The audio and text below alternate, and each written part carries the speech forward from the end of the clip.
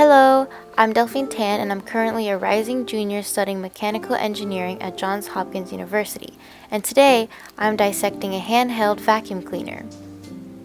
The one I am dissecting is a Black & Decker Handheld Vacuum 2 amp hour battery in the color powder white, and the model is HNV220BCZ10FF. Its intended purpose is for convenient cordless cleaning in the house and small or hard-to-reach places. This product also includes attachable nozzles that you can use for different surfaces. When it comes to manufacturing, this vacuum was made in 2016 and I purchased it online through Amazon for around $29.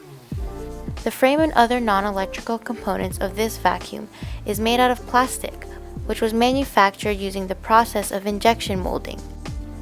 This manufacturing process is when the molten plastic is injected into the mold's empty space called the cavity image, and then the injected plastic cools and solidifies.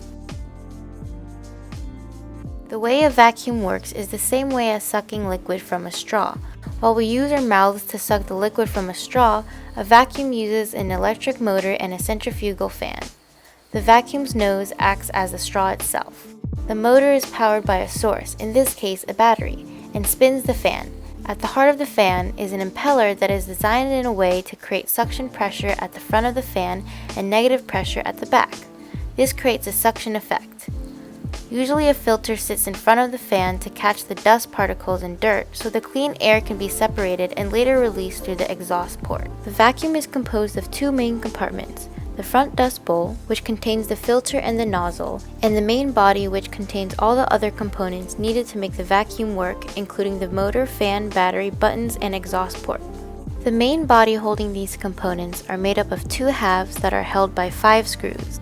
The dust bowl has a small flap inside to keep sucked objects inside the container. Lastly, the two compartments are connected through a latch, and the interior components are secured with inner grooves that hold them in place. The first thing to dissect this vacuum is to detach the dust bowl and unscrew the main body.